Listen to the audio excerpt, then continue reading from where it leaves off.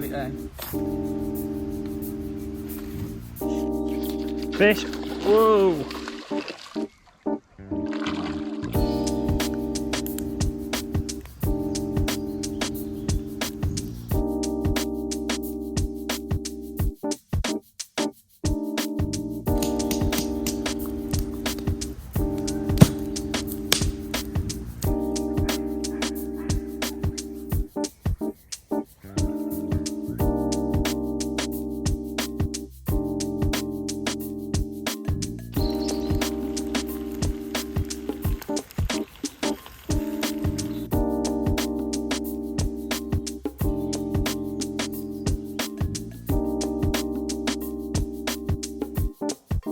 Now then, and welcome back to another episode of Now then, and welcome back to another episode of Adventure Fishing UK. I'm here with Rick T Outdoor Adventure today, and we are filming a catch and cook. I've come down to his stomping grounds. He's going to show me a thing or two about bushcraft. But this is a channel I've been watching for quite a while, and I don't have a great deal of time to watch as many of the YouTube videos as I'd like. But Rick T's channel is definitely one worth checking out. You'll learn a bit more about him as the day goes on, and hopefully we're going to learn a bit of bushcraft, are we? Yeah, you catch a few fish. Catch a few fish. Yeah, cook them up. And like I say, we'll do a few bushcraft skills, some simple sort of stuff and what have you, and yeah, have a good mooch around the forest, find ourselves a good spot, and we'll cook some fish up. Look at this scenery here. This is absolutely incredible. There's a carpet of bluebells. So we're also going to be mixing a bit of foraging into this trip. Rick's just told me down here we've got some wood sorrel.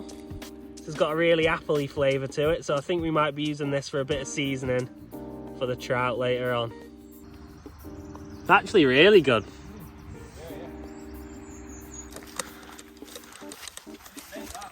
Yeah, so these are one of the better resources in the woods. Just your nettles, your bog standard nettles, and I mean you can eat them raw. So if you just fold them into a little package, yeah, a tiny little package like a bit of ravioli, and you can eat them. And really nice taste, great as a brew. You can make some soup from them. Soup's fantastic, nettle soup. Nettle on toast is lovely. mix it with a bit of butter and a bit of pepper. And, but there's more protein in the nettles than there is in steak, weight for weight. So, I mean, you'd have to get a furrowed plough to get a pound of nettles, but yeah, brilliant resource. So this won't sting me, I just got to grab it firmly. Yeah, just grab it firmly, yep. That's it, just fold it up into a little package.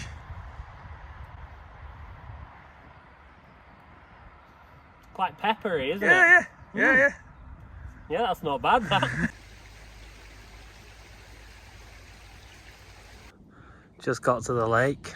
Look at this. It's not often you see a stock trout lake looking as nice as this with a big old forest at the other side. Can't wait to get cracking.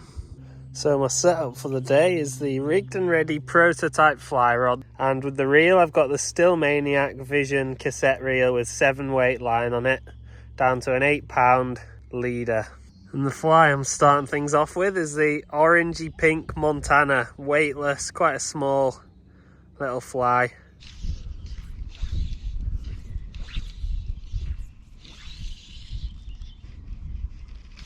Fish. Oh, what was that? Did you see that? It just came flying out the water when I set the hook.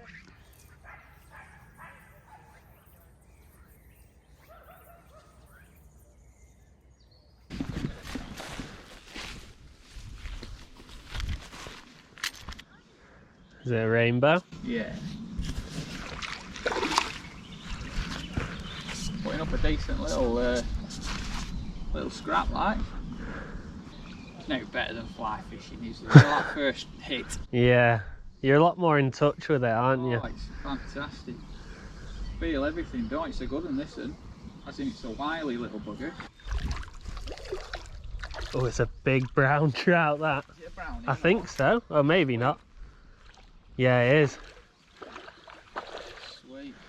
That's a nice fish, that.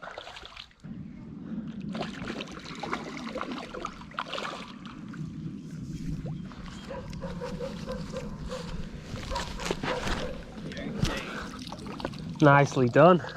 Very nicely done. Look at that for a beauty. Hey, it's a lovely brownie that, isn't it? Look at them colours. Let's get him straight back in water, eh? Go on, lad. Yeah. You alright? He's taking that branch with him. Yeah. So Rick's just had his first fish, a nice brownie of about £3, I'd say that, but that's catch and release in this lake only, so we'll be on the rainbow trout for the catch and cook, so we're still yet to catch one of those, but hopefully won't be too long. That's Billy in the background there, by the way, for anybody who doesn't know. So my sort of small and more natural approach to this hasn't been going as well as I'd have liked so far, so I'm going for a big old ugly thing here. I've trimmed this tail down a bit slightly as well because it was so long.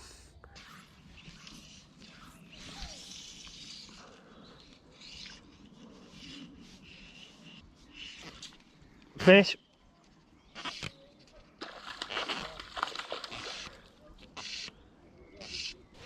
Rainbow.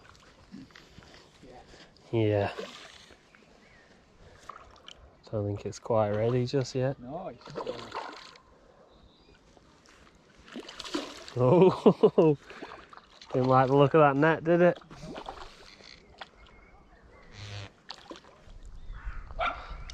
Thank you. nice one. So I've just caught and killed the first rainbow trout of the trip, so we'll be eating this later. Lovely looking thing, isn't it? Very fit, healthy looking fish.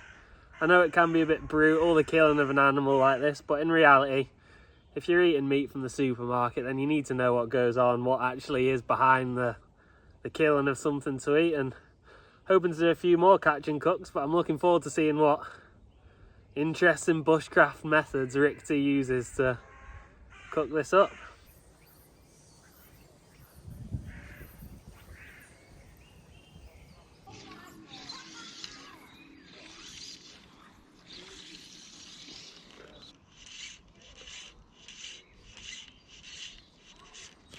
Fish.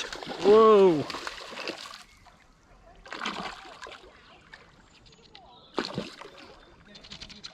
Yeah. Really close. It was actually on the way up, I think, my fly, and it just...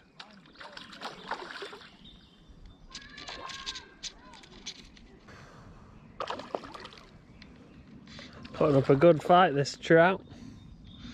They're good condition, these fish in here. I am really enjoying fishing with this backdrop as well. This fish just absolutely nailed my fly right at the side. Leapt into the air. It scared me a bit actually, but if we can get this one on the bank, then that's two fish. Two fish to cook in a couple of different methods. Fish number 2. Another nice rainbow. These fish aren't massive, but they are in really good condition. Good ones to eat as well. I believe as they get bigger that the taste sort of deteriorates to some extent. So we've got two nice fish here. There's a two fish limit on this day ticket, so anything I catch now will be catch and release. But yeah, looking forward to getting into the woods with these.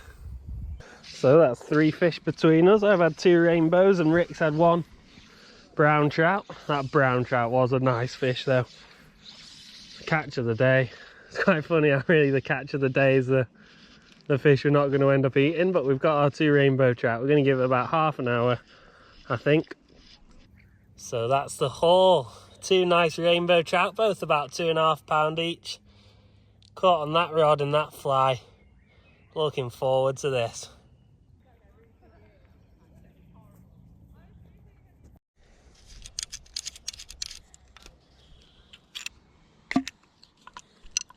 This rod breaks down into so many pieces. We're just walking through this lovely forest now. Rick's fashioned a little fish carrier there, doing the job. Billy ain't half sniffing round it though.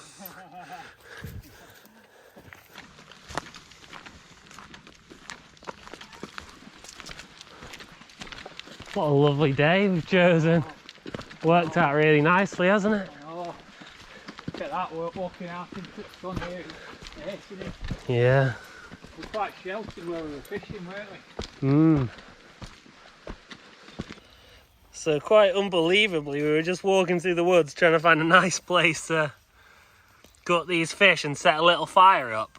And we've just stumbled across this. I mean, someone's had a fire there and they've burnt the ground a bit and burnt the tree, and we won't be doing that. We'll be making sure we leave no trace whatsoever, but they've very conveniently cut a load of wood up and collected a load of wood for us to use, so I think that's us setting up here.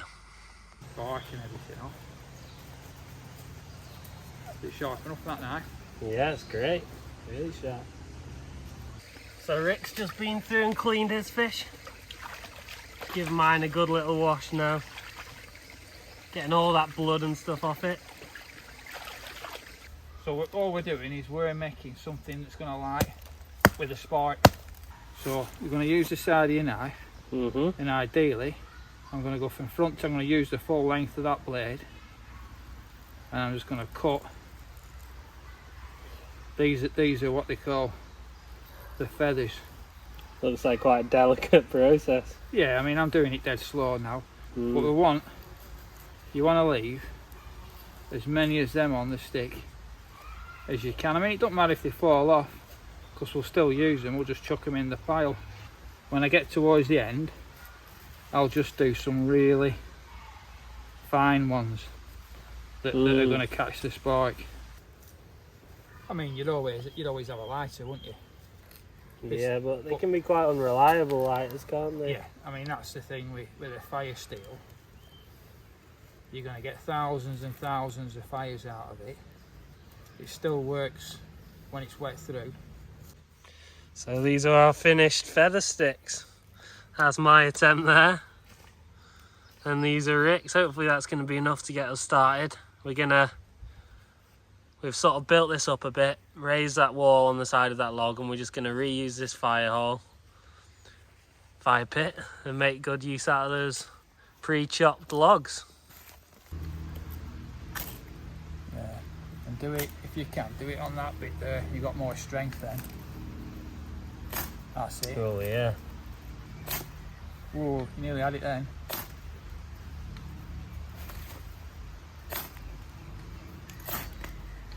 Yeah, I think you might have it there. Is it? Yeah, it's going. So there you are.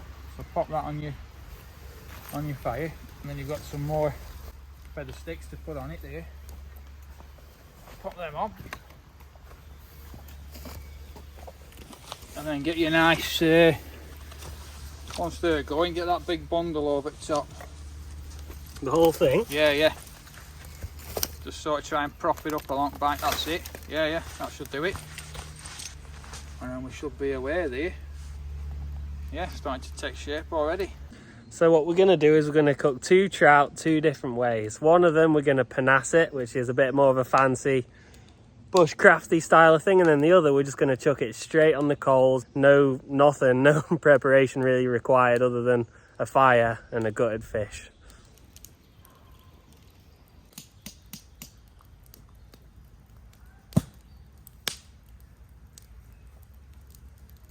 So like I say, bit of teamwork.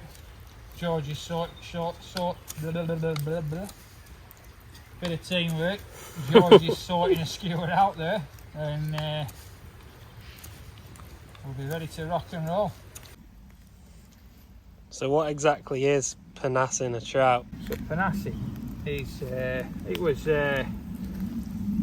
North American Indians, and just their way of drying the meat, cooking the meat. So all these ribs inside, we want to get them out if we can in one go. See those little lines down? So I'm running down each one of those ribs, and then what you want to do is try and prise them out and get your thumb underneath them, and then work down. Very fiddly.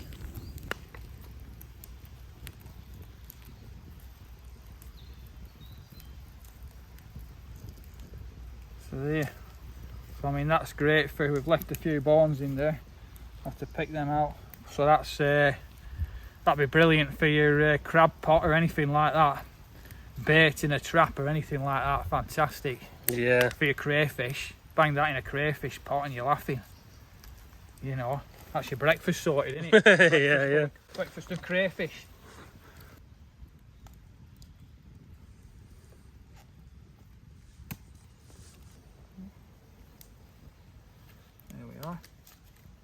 we'll bind these two together at the top.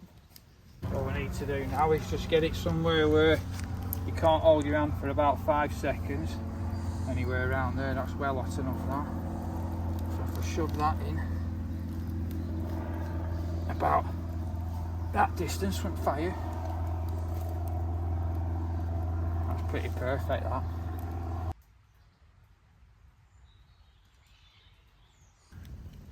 This trout is coming on really nicely. Quickly fashioned myself a pair of chopsticks too to eat it with. Then we're going to get the other one on the coals.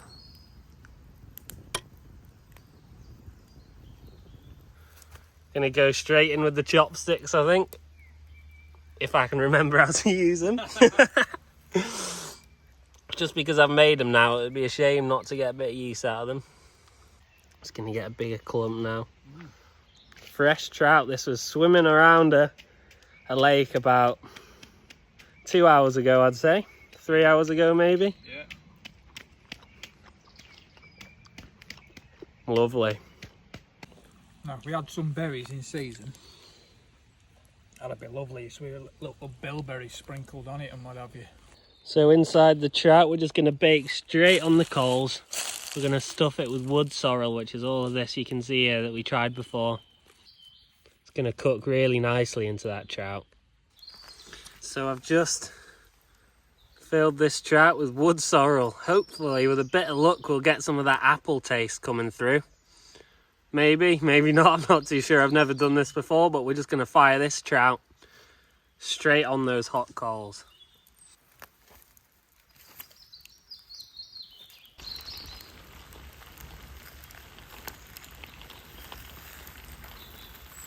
So another method to get a fire going is if you don't want to do your feather sticks, or if you've got easy access to birch bark, Yeah. you could just get a spark straight on this. That's it. You've got to have options on depending on what your resources are. So if your resources, you've got birch bark around you, you'd be daft not to use it.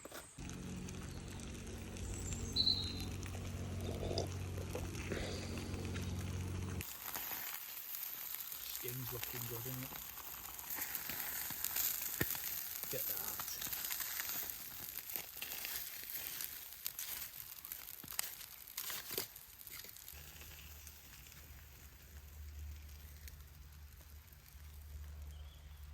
Get that. Sizzling away as we get it out then. I'll be having a bit of that. Whoa, mate. That is brilliant. Yeah. Second bit of trout of the day.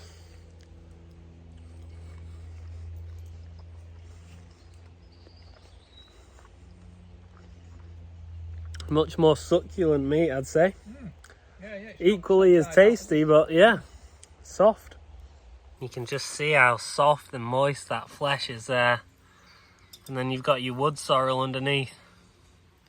Not sure if it's had the desired effect yet. I'm going to try a lump of that now with a bit of wood sorrel on and just see if it's given that appley flavour that we were hoping for. So I just tried a bit of that meat with that wood sorrel on then, and it's unbelievably appley. If you actually get a chunk of that wood sorrel, it's almost like apple sauce. It's quite an unusual thing really to be tasting something so appley when there's not apple involved. If you enjoyed this video, please don't forget to like and subscribe. It really helps the channel. If you made it this far, thanks a lot for watching. It's much appreciated, and you definitely need to go check out Rick T Outdoor Adventure on YouTube. Great channel. I'll leave a link in the description to that below. It's been a really good little trip though. It was good to get some fish and to learn a few new skills. So I really appreciate Rick teaching me a thing or two. It's been a great day out. Lovely to just be in the woods as well, surrounded by bluebells. We're just tidying up where we were, making sure we've left nothing anywhere, no trace or anything. And hopefully I'll be doing more stuff like this in the near future. I'll catch you down the road.